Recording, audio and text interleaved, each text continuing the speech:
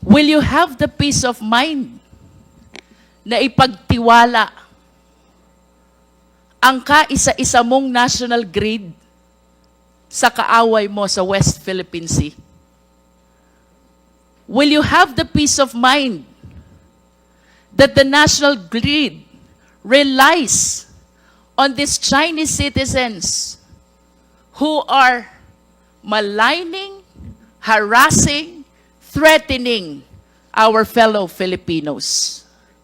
Will you have the peace of mind that no Filipinos understand this technology and only Chinese engineers do? Will you have the peace of mind that the technology can be controlled by somebody in Nanjing, leaving all of us helpless? All aspects of Filipinos' lives rely on electricity. Manufacturing, transportation, communication, you name it. What will happen to us if indeed this technology is under Chinese control and they decide to sabotage our country? I can be wrong. We can be wrong. But the question is, what if this apprehension is correct? My point, Mr. Chair, to NGCP, give us the concrete, tangible, apparent, and absolute reason to believe that our transmission grid is under Filipino control and never under the Chinese control. Luistro. Thank you, Mr. Chair. Mr. Chair, I remember part of my interpellation is on the SCADA and Nari. We've heard the explanation of the technical personnel of NGCP, and having heard that Attorney Melvin Matibag used to be connected with Transco, I believe he's an expert witness or resource person as well. I wish to request Attorney Matibag to please enlighten us what is SCADA, what is Nari, and kindly correlate their significance to each other. Well, yung SCADA po, thank you po, no? Yung SCADA is the system. Yung po yung, that's generic, yung parang yun yung, that is supervisory control and data gathering na ginagawa po nila. No? Yung Nari po, that is the brand of the equipment, hardware, software, na nilagay nung pumasok po ang NGCP. Before that, ang nandun po is GE, tsaka ABB. Bago pa po lahat yan, bago lahat yung mga system na yan, nilagay nila yung Nari. Kaya nung pinag-uusapan natin yung problema ng China, kaya po lumalabas yan, kaya may suspecha tayo. Dahil, kagaya ng explanation ko po, ulitin ko po kanina, ang cellphone natin to iPhone, this is the hardware. But this is run by a software, iOS. Kayo po ba naniniwala na yung nilalagay nyo dyan, hindi nakikita dun nung gumagawa? Knowing that ang Nari is proprietary. May source code po yan. Kanina sinabi, nasa kanila raw yung source code. Parang yung election po, since mag-election, COMELEC, may source code dyan. Nakikita ng COMELEC yan. Alam po yan ng COMELEC. Bakit nilagay yung Nari?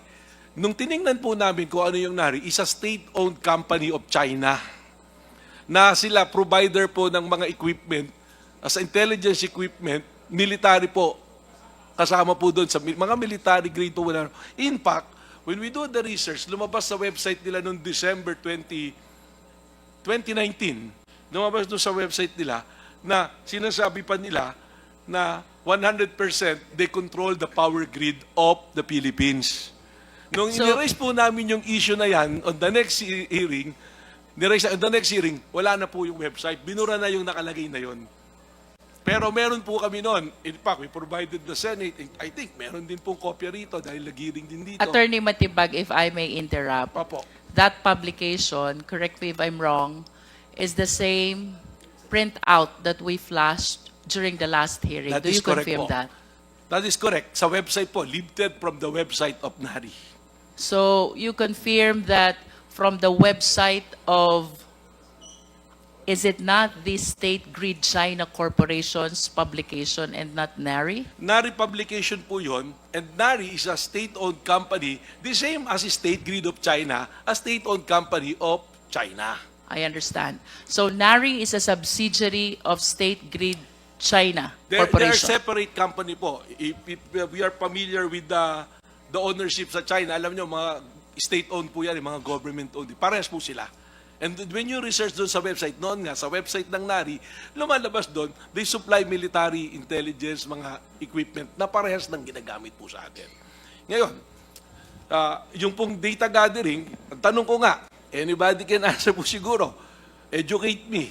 Kayo po ba naniniwala yung cellphone nyo, yung mga nakalagay dyan na data, yung mga pinapasok nyo dyan, hindi alam nung gumawa nito. Hindi ba pag nalak nga to, pwede ka nga mag-message, sasabi ka nga ron, mabubuksan mo. For the enlightenment of the Filipino people who are Opo. watching us, Attorney Matibag, you mentioned about iOS. Opo. No? So let me borrow your term. Would you confirm if I would say that Nari is similar to being the iOS of SCADA? Tama po, kasi yung hardware and software, parehas pong Nari. I think they can confirm that. Ayun, sinasabi nila, nasa kanila yung source code. Then I go back to go to the next level. Sabi nila may audit. Question, meron po bang cyber audit na naganap? Nandoon daw yung NICA. I know that eh. Kaya po sila pumayag dyan. They were ordered by the Senate at that time, papasukin, nag-imbestiga, pumasok. Ginawa nila yon. Hindi kasama Transco. At my time. Attorney, I appreciate your generosity of information, but Opo. let's do this one at a Okay time po. Sige po. for us to be followed by the viewing Filipino people. Sige This po. is highly technical and even myself find it really difficult to absorb. Opo. Let's start with, what does SCADA stands for? Is the supervisory control and data acquisition. How about Nari? What Yung does Nari it po stand is a for? brand. It's a brand. Yeah, Parang but it is iPhone. an acronym. What does Nari stands for? Nari. Wala po sa website. Anyone nila eh. from NGCP?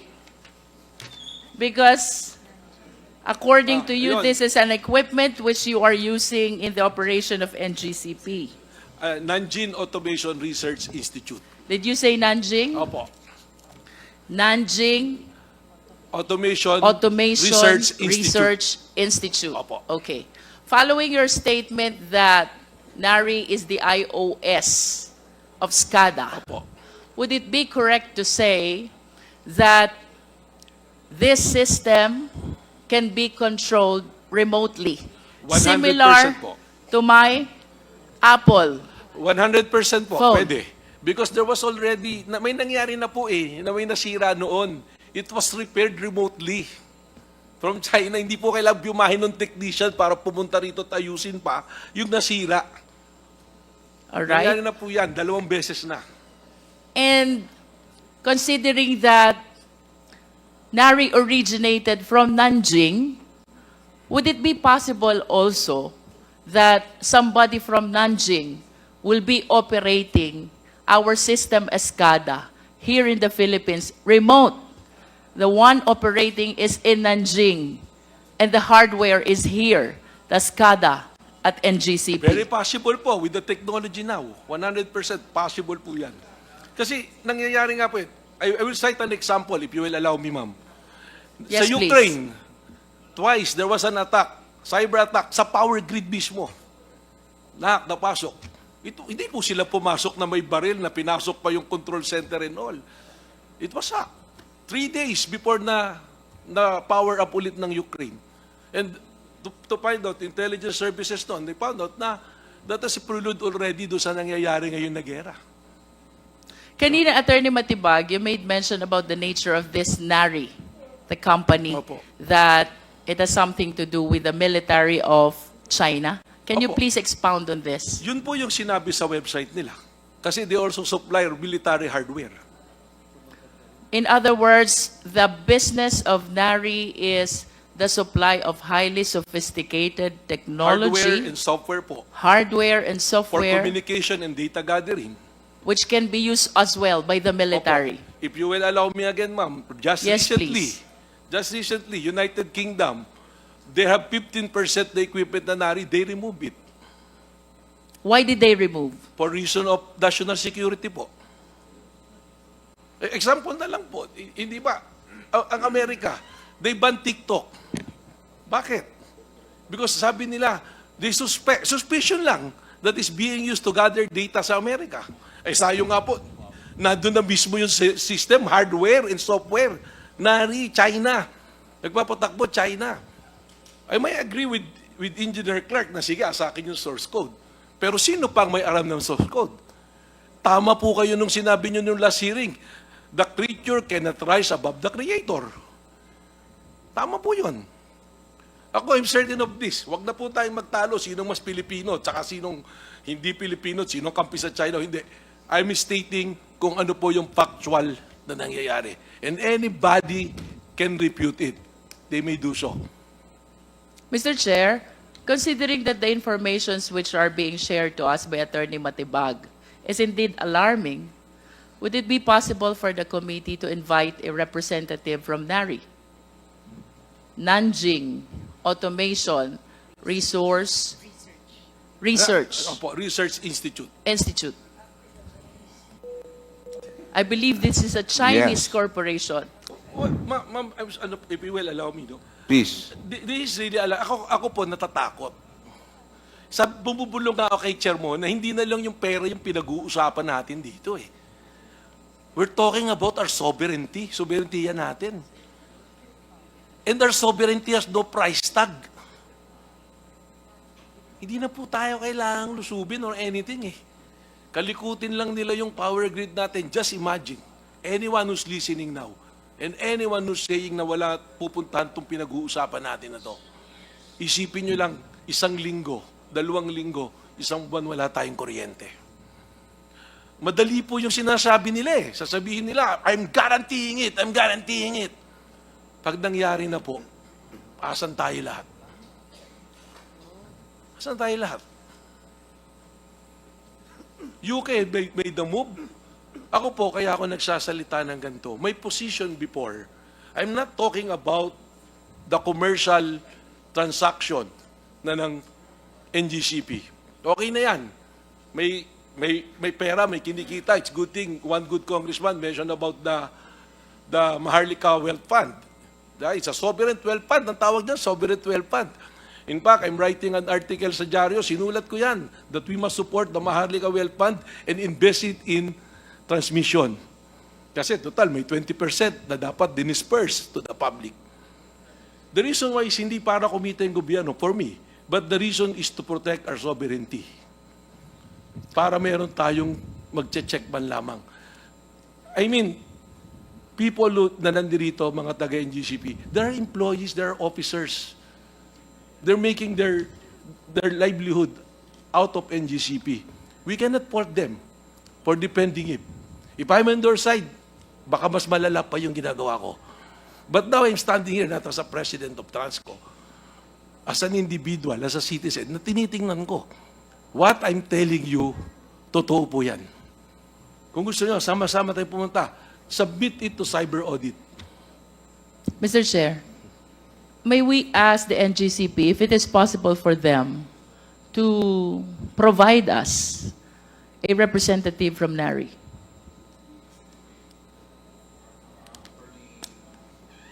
Can reply. Attorney Paul, Attorney... Mr. Chairman, can I pass the mic to Engineer Clark? Mr. Chair, I believe that the question is answerable simply by a yes or a no, whether they Yeah. will provide a representative or not, with all due respect. They would like, the question is, can we ask Nari to appear before this committee? Can you help us I to believe we answer cannot, some questions that the committee has, even in an executive session? we'll try to ask our Chinese partners, but definitely, Mr. Chairman, at the moment, personally, I cannot. I do not even know a representative from Nari. Okay, thank you. Because this is a Chinese corporation. And chances are, the people in Nari are all Chinese people. And that's what makes this situation so difficult for us Filipino citizens. Yes, Attorney Melvin, Mr. Chair. Mr. Chair, it defies logic yung sinasabi. I apologize, pero para sa akin, hindi ka tanggap-tanggap eh. Nari is a supplier. Ibig sabihin, contractor ng NGCP yan. Hanggang ngayon, binabayaran nyo yan. Hindi naman pwedeng hindi nyo imbitahan. And they will say, kung hindi kayo mag-appear dito, tigil na namin bayad, kuha na kami ng iba na supplier. I don't know. I might be wrong. I will leave the better judgment to the honorable gentlemen and gentlewomen of this honorable committee. Thank you. That's something that we will have to discuss and request. Because I think it does make sense that if they are your supplier, then for transparency, without going into issue of protocols, or then we can ask, because I think there are questions. May I know, Mr. Chairman, yes, if I may, I think we need an answer from them. If Congresswoman- supplier nila talaga yung Nari. Yes, Attorney Paul, they are your supplier, correct? Yes, sir.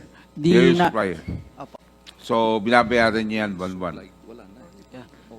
Sir, I would just like to clarify regarding the points being raised by Mr. Matibag. First, on the hardware. Yes, sir. Mr. Chair. Binabayaran niyo ba buwan-buwan yan as a supplier? Yes, sir.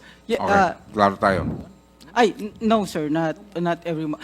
Once they supply the equipment, the software, and then after the commissioning, full control and operation is with.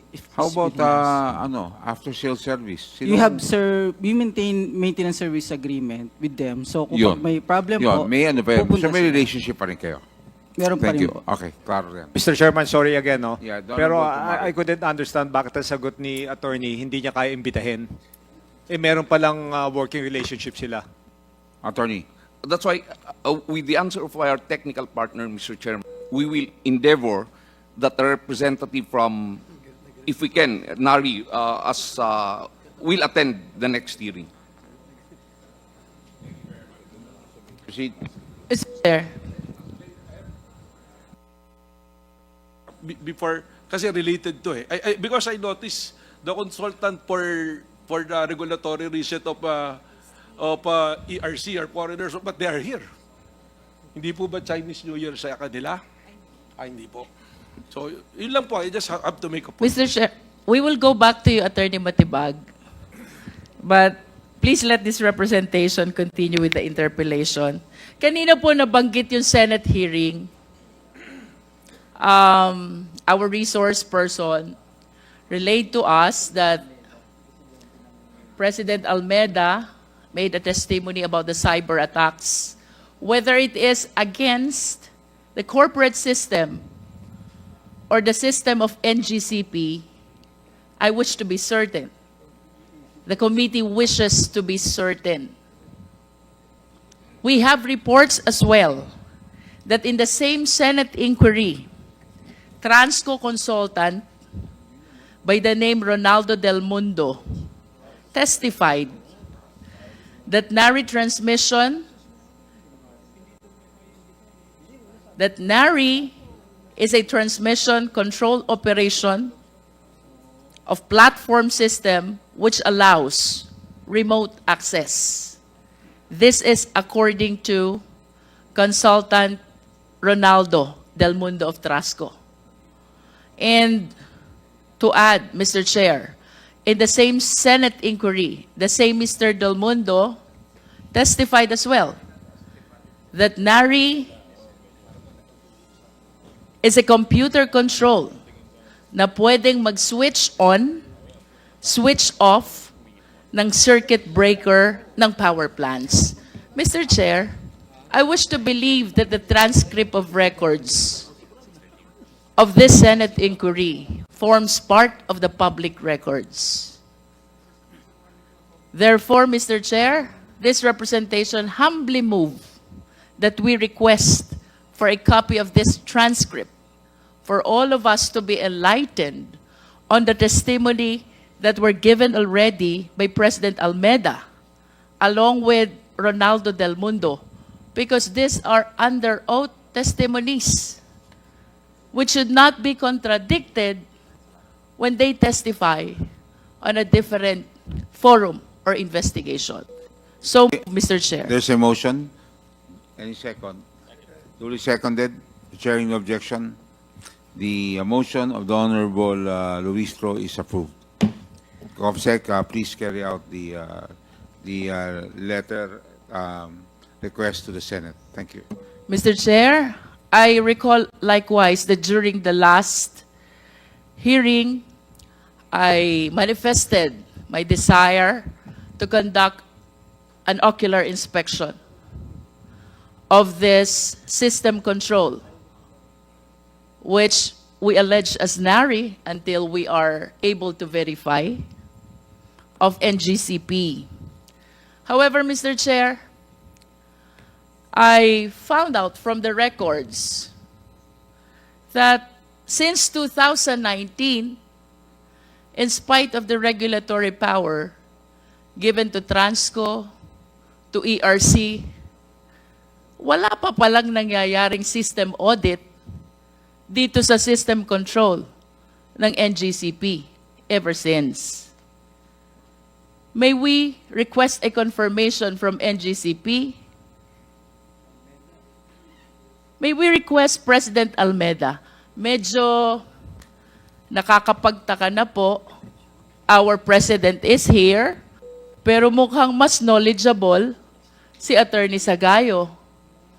What does SGP stands for, with all due respect? Attorney Sagayo. Mr. Chairman, SGP stands for Synergy Grid and Development Philippines Incorporated.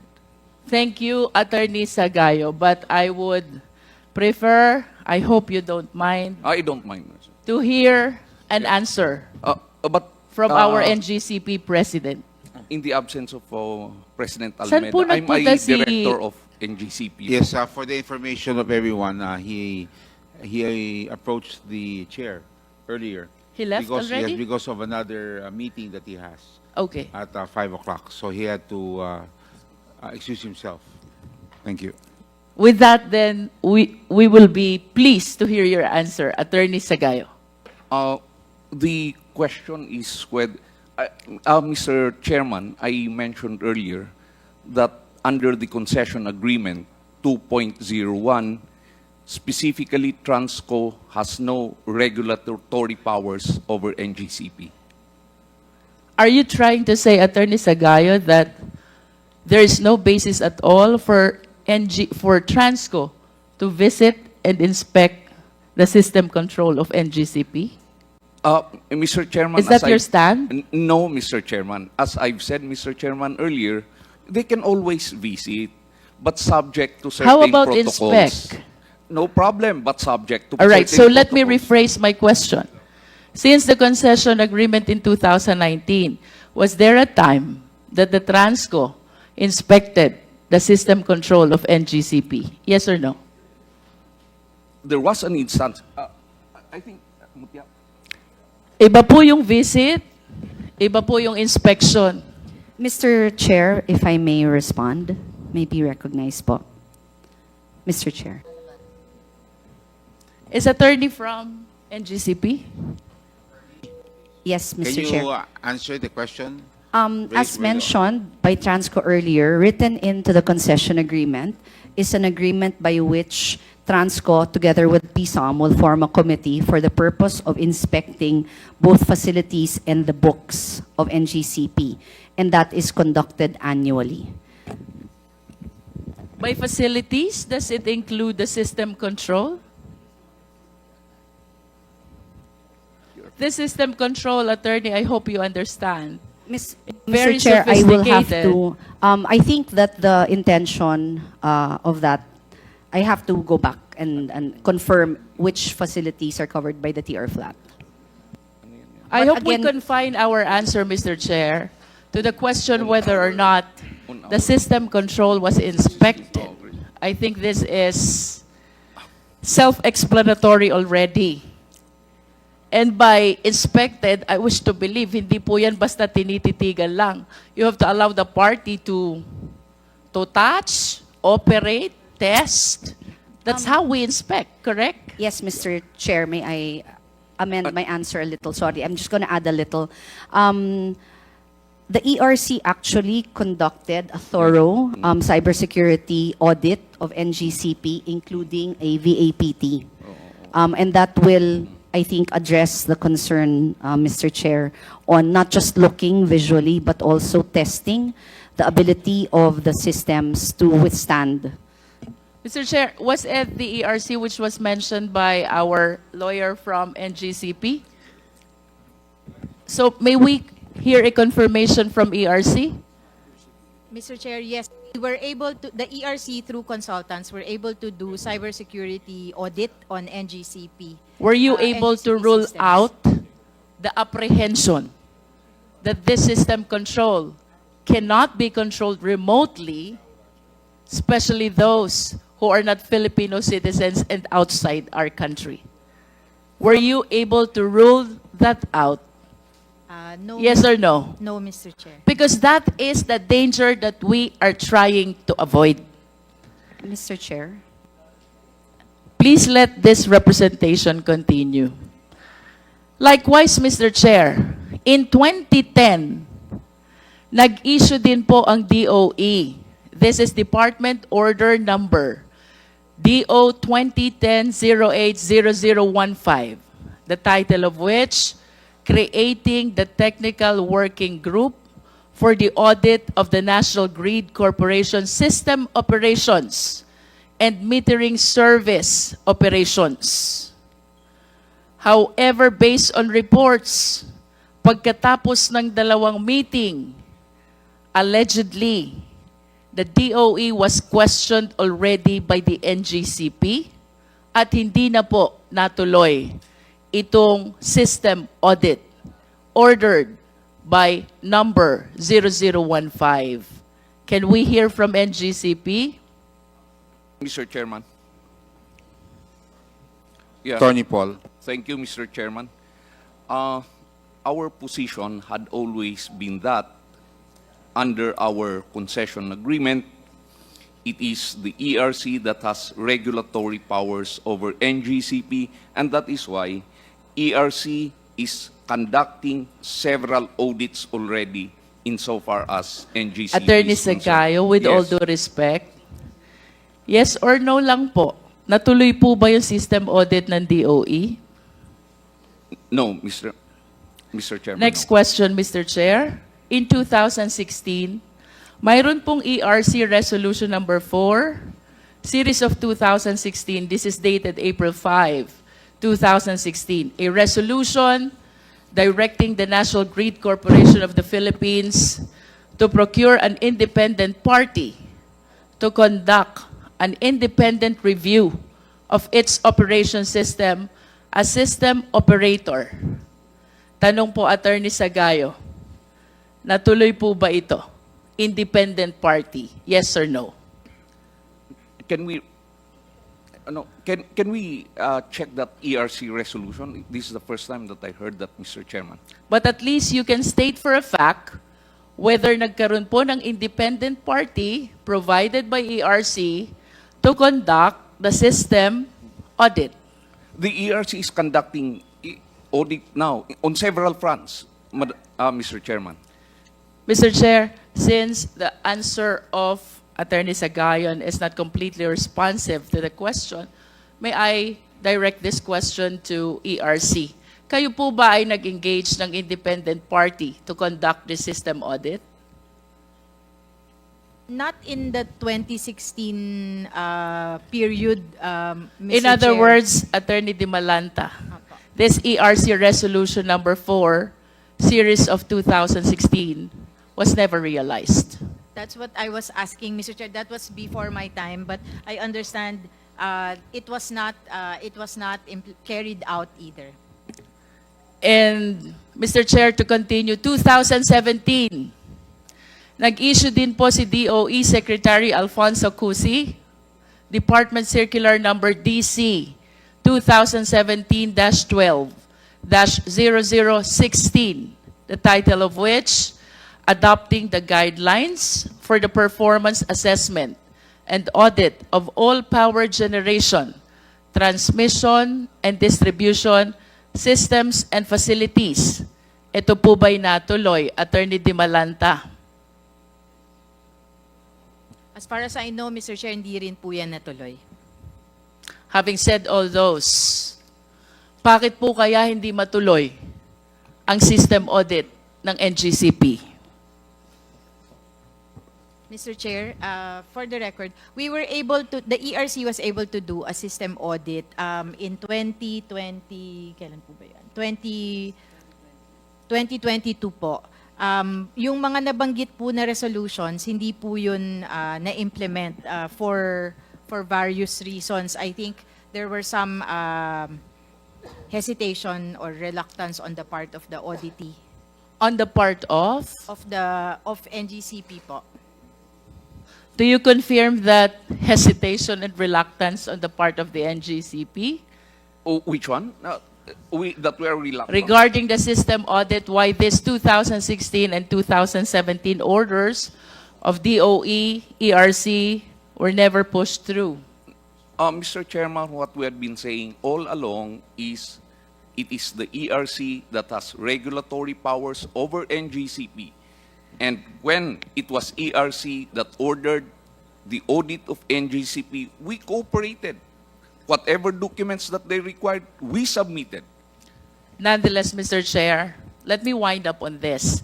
Since 2009, there is no system audit conducted which will rule out the apprehension that this system control of NGCP cannot be controlled remotely.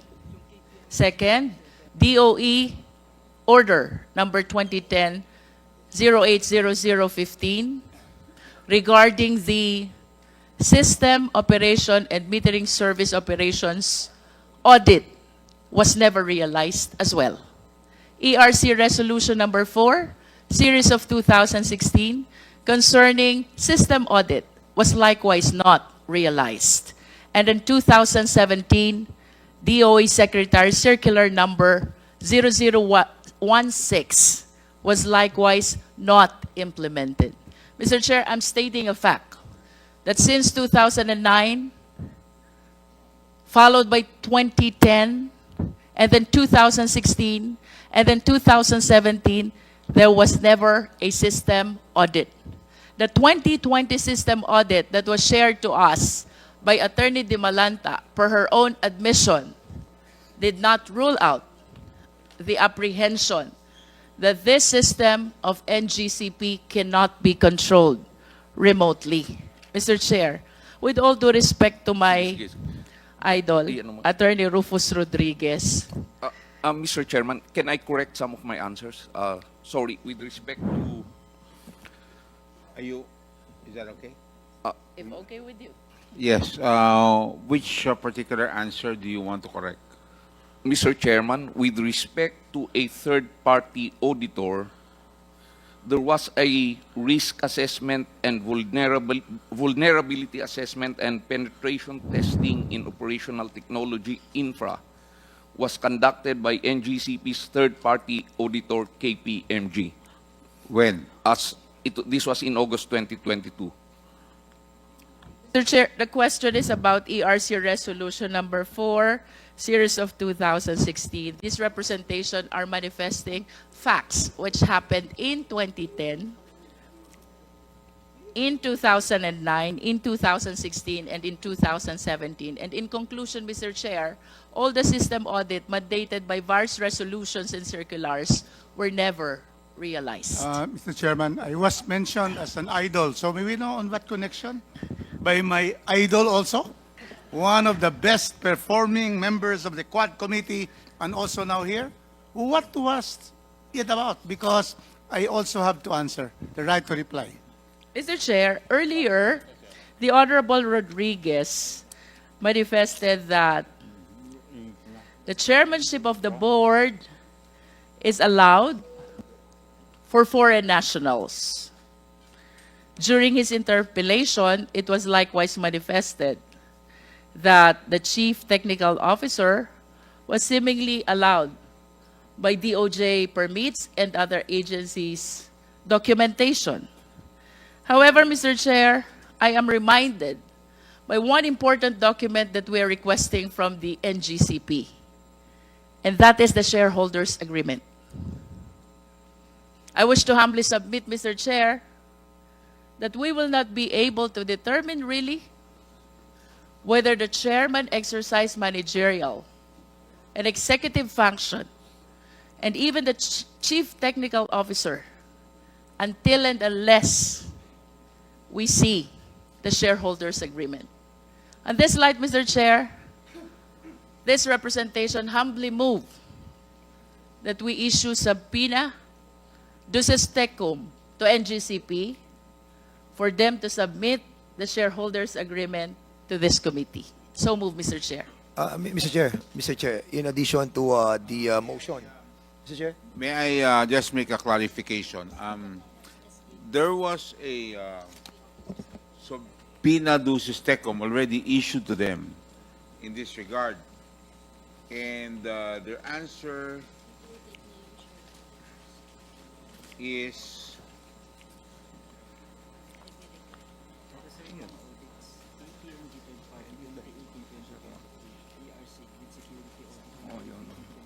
there's another document I saw.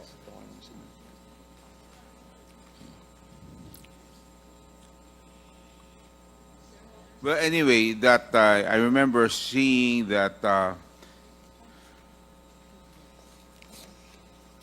I was present. I confirm that, Mr. Chairman. There was a subpoena issued on the it share said here, signed by, sent January 22, signed by Cheryl Saldena de Leon, Corporate Secretary of Synergy Grid Development Philippines.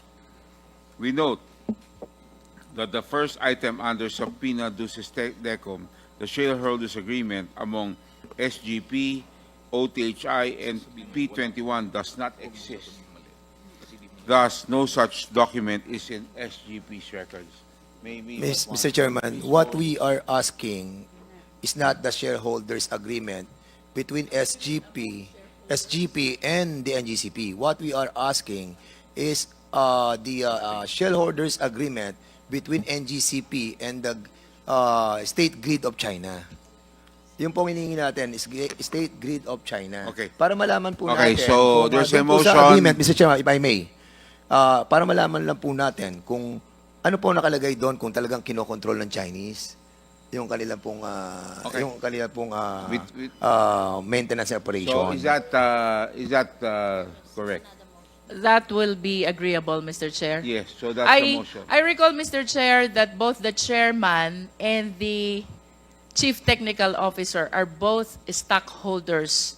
So I wish to see as well from that document what participation do they have with respect to the management of the NGCP. Okay, subpoena duces tecum on the motion of the Honorable Jinky, Luistro, duly seconded by the Honorable Rog Gutierrez. The chair, no objections. Motion is approved. We now proceed. You still have the floor. Chairman, Yes, Honorable Rufus just like Rodriguez. to make some comments regarding the manifestation Please. of Congresswoman Luistro. It was stated that the NGCP, there was really no compliance of the order of the ERC and also the DOE for the audit. Is that correct? Congresswoman, yes. I believe, Yeah. Honorable Rodriguez, that I read the title of the Yes. circular and the resolutions Yes. which I mentioned. Yes. Yeah. Mr. Chairman, the ERC is the regulatory agency with all the powers to regulate NGCP. It's not a matter of they're not interested to have that implemented or the resistance, because it is the ERC who should have implemented it whether they like it or not. It is not the fault of NGCP that there was nothing done, because you are the regulator. Is that correct, Ms. De Malanta? That's correct. Yeah, you are. So therefore, So, the fact that continue is not the fault of NGCP. It is the ERC which has failed to implement it. And she was not yet the head at the time. Chair Dimalanta, Yeah. please reply. Mr. Chair, if I may reply.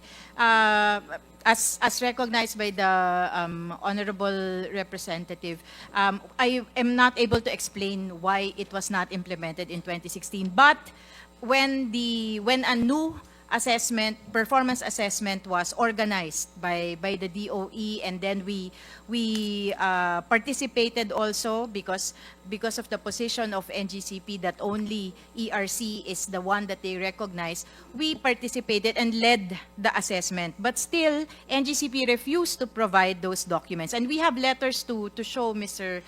Chair that they refused. So, but we continued with the assessment. Then you Mr. should Chair. direct them under pain of contempt and pain of penalty. That is how a regulatory agency would do. We did, Mr. Chair. If you're sleeping on the job, they have first a resistance and you will not insist. What kind of a regulatory agency are you?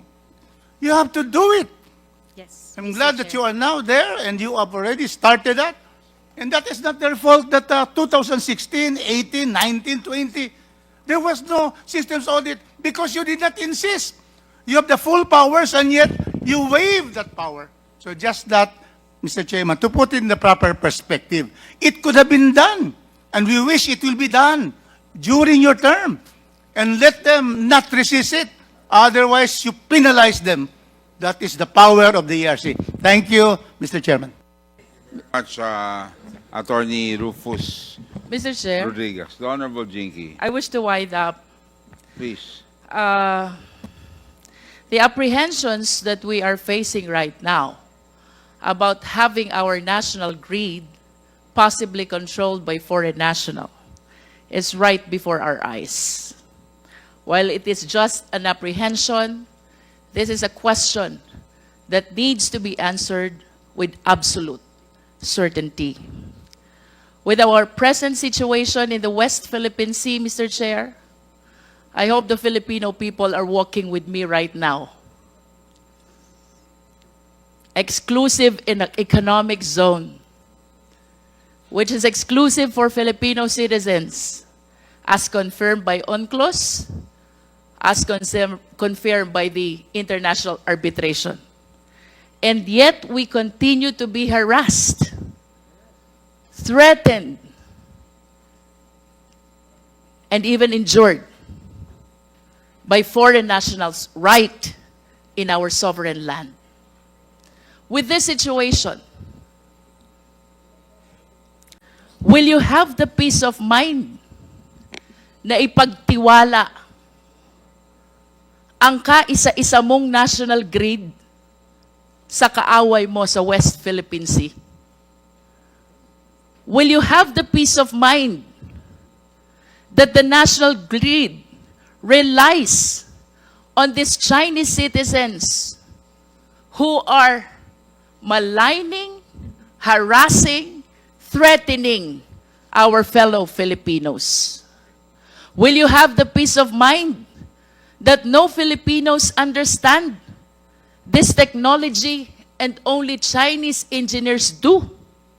Will you have the peace of mind that the technology can be controlled by somebody in Nanjing, leaving all of us helpless? All aspects of Filipinos' lives rely on electricity.